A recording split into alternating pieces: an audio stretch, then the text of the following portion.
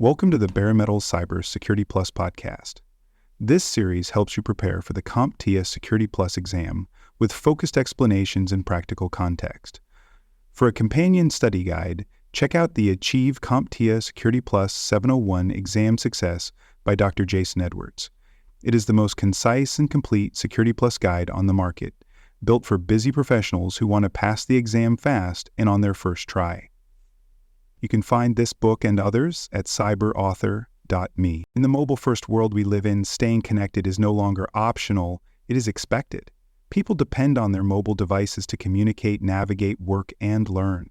Whether over cellular networks, public Wi-Fi, or Bluetooth connections, mobile connectivity provides constant access to information and services. But with constant connectivity comes constant exposure. Each connection method introduces its own set of vulnerabilities and security concerns. In this episode, we focus on securing mobile connectivity by examining the risks and protections associated with cellular networks, wireless fidelity, and Bluetooth. Let's begin with cellular security. Mobile devices commonly rely on cellular networks for internet access when Wi-Fi is unavailable or untrusted. These networks use infrastructure operated by mobile carriers, which means the user often has little visibility or control over how the data is transmitted or protected. Although cellular networks have become more secure over time, especially with the move from third-generation to fifth-generation technologies, they are still vulnerable to interception, spoofing, and rogue base stations. One of the most well-known threats in this space is the use of fake cell towers, sometimes called stingrays. These devices impersonate legitimate cellular towers and trick nearby phones into connecting through them. Once connected, the attacker may be able to intercept data, track the device's location, or launch other attacks. Because users do not typically see which tower they are connected to, these attacks can be difficult to detect. To reduce risk, one of the most important tools is the use of a virtual private network. A virtual private network encrypts the data sent and received over the cellular connection, making it much harder for a malicious tower to capture anything useful. The virtual private network creates a secure tunnel from the mobile device to a trusted server, shielding the data from anyone who might be listening in between. Organizations can require mobile virtual private network use for all corporate apps, or even deploy per-application virtual private networks to ensure that only sensitive traffic is tunneled. Another practical control is secure subscriber identity module management. The Subscriber Identity Module, or SIM, contains the credentials used to authenticate the device to the cellular network. If a SIM is cloned or stolen, an attacker can impersonate the device and gain access to the same services. That is why secure handling of subscriber identity modules is important, especially in environments where mobile devices are shared or distributed across locations. Some organizations use embedded subscriber identity modules, which are soldered directly into the device and harder to tamper with. Carrier-level protections, such as requiring multi-factor authentication for SIM swaps or account changes, also help prevent unauthorized activity. Now let's turn to Wi-Fi security for mobile devices. Wi-Fi is one of the most common methods of connectivity, particularly in homes, offices, hotels, and public spaces. However, it is also one of the most commonly exploited. Public wireless networks often lack encryption, making them an easy target for eavesdropping. Attackers can also create fake wireless networks with names similar to legitimate ones, tricking users into connecting and sending data through a malicious access point. To defend against these risks, users should avoid connecting to unknown or unsecure wireless networks. Mobile device policies should enforce the use of secure wireless fidelity configurations. This includes disabling automatic connection to open networks, verifying network names before connecting, and using a virtual private network when operating over public Wi-Fi. Some organizations go a step further by using mobile device management software to restrict which networks a device can connect to, effectively creating a wireless access control list.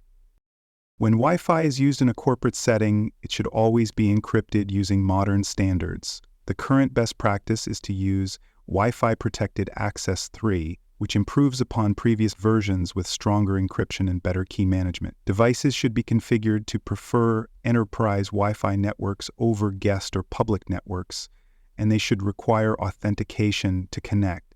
Multi-factor authentication and certificate-based logging can be added for even greater security. Many attacks on Wi-Fi happen during the initial connection process, when the device broadcasts which networks it knows and searches for a match.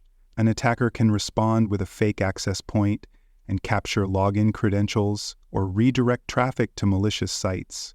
Disabling this broadcast behavior, called preferred network offloading, can help mitigate the risk. Users should also avoid using the same login credentials across different networks and should be wary of logging portals that do not use encryption.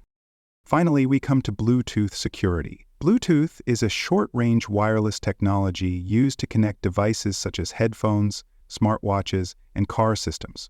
While convenient, Bluetooth can also be vulnerable to various attacks, especially when improperly configured or used in high-traffic areas. One common risk is known as bluejacking, where an attacker sends unsolicited messages to a nearby Bluetooth device. Another is bluesnarfing, where an attacker accesses data on the device without permission.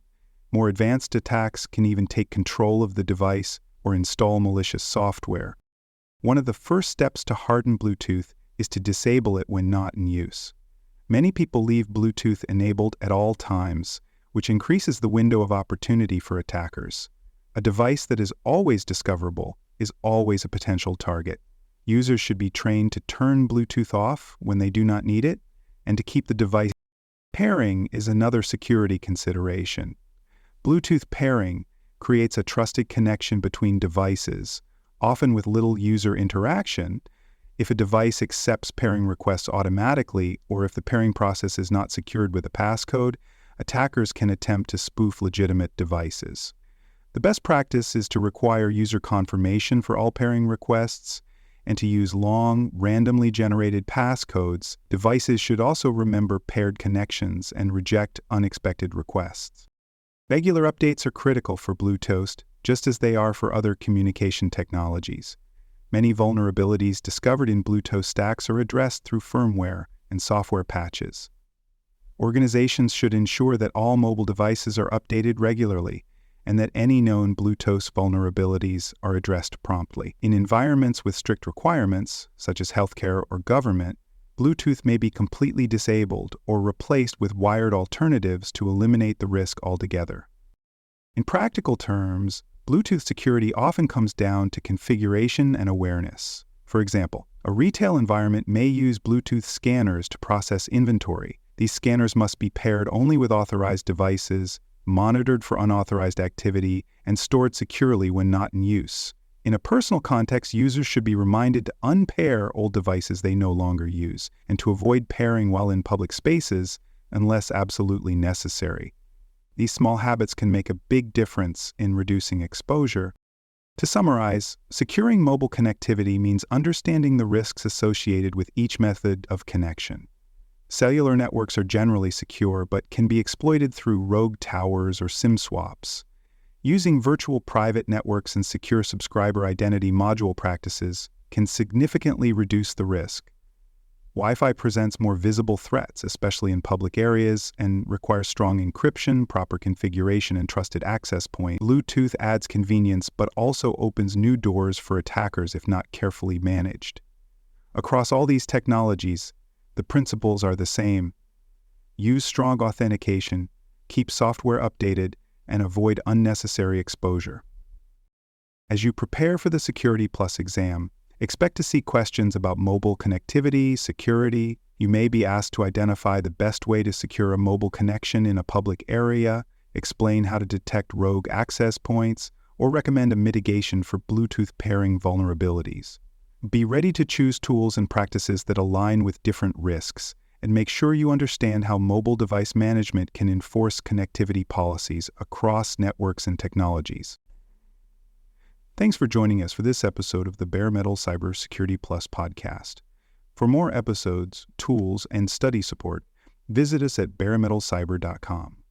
And before you take the test, make sure to check out the practice questions in the book Achieve CompTIA Security Plus SY0-701 Exam Success by Dr. Jason Edwards. They cover every domain and are a powerful way to lock in your knowledge.